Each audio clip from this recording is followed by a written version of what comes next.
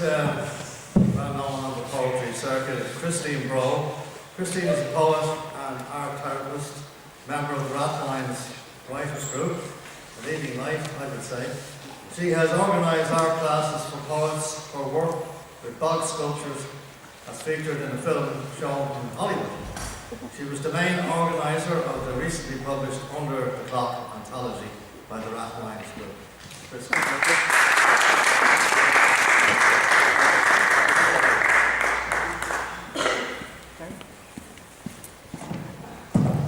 Thank you. The first poem I'm going to read was inspired by the sculpture of Francis Ledwidge that's in the foyer you would have seen on the way in. Lee said this morning that he's been 24 years researching poems of Ledwidge, and I have been a witness to that. I can't believe it, but for all of that time. One of the things you need to know just to understand the poem is the way that a bronze sculpture is actually produced. At the final stage of the production, the face or the bust is made of wax, and it's encased in plaster, and they leave it cold so that molten metal can be poured in. The wax melts and you're left with the bronze figure, the bronze bust. Another thing in this poem, I do quote two lines from what is Ledwidge's last poem, To the Land on She. The second last verse: from hill to hill, from land to land, her lovely hand is beckoning me. I follow through dangerous zones, cross dead man's bones and oceans stormy. So that was, the name of that poem is On the Land on She, and it's a fairy lover. So I was looking for, a voice for the poem that would have been with Ledwidge from the time he was born until now, when they're making statues of him, and the device I came up with was his guardian angel. So the poem is called Frank's Angel. A guardian angel's work is everlasting. 100 years dead, they've made my man ahead.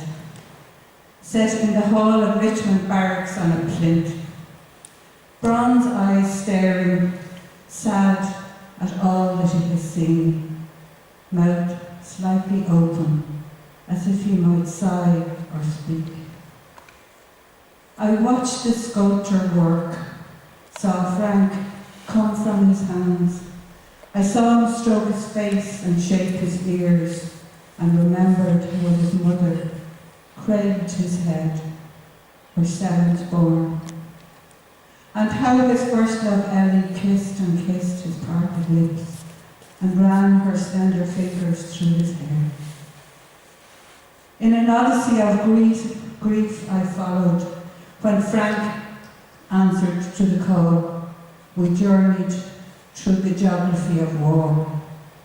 Was with him, injured back in England. Watched him grieve, the 16 rising, tried to bring him comfort when they executed Thomas. Soon neither would hear the bittern call again. I hovered round the foundry when they poured the molten metal.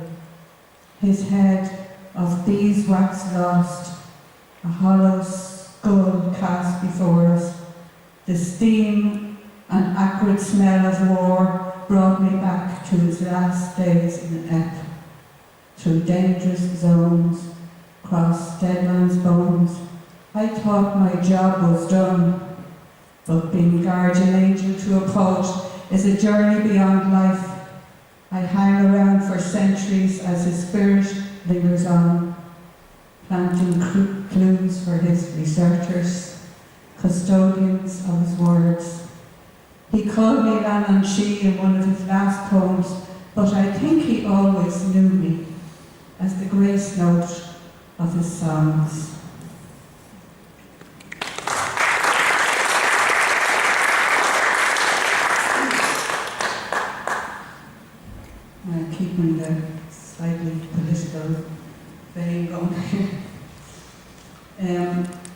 This poem is a colour-coded poem, and it's called The 11th Hour, and we seem to be in this country forever at the 11th hour.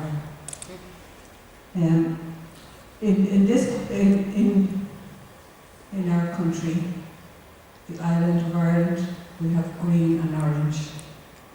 And what's common to both of those colours in an art sense is yellow. So we have yellow in common, but on the green side we have blue, and on the orange side we have red. So I'm using that device in this poem.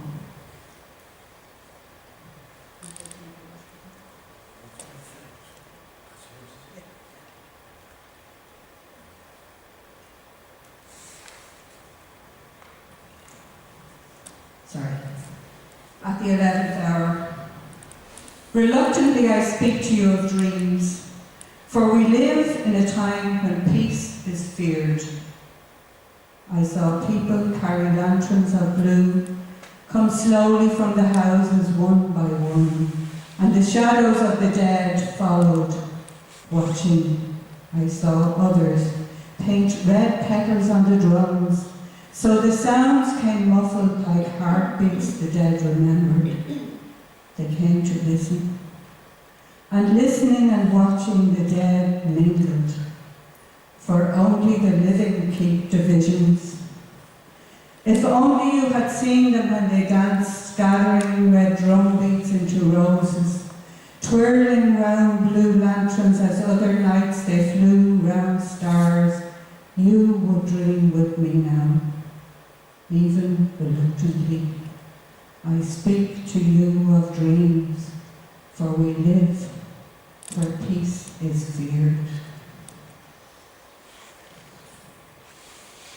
I'm going to read now an orange poem and a green poem.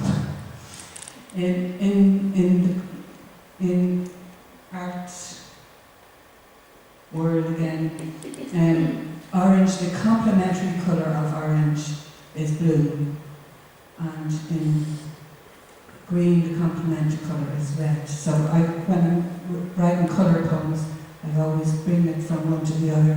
This poem is called The Colour Orange, and it's inspired by Brian Keenan's book, The Evil Craving, where he was held for 4 years in the wood.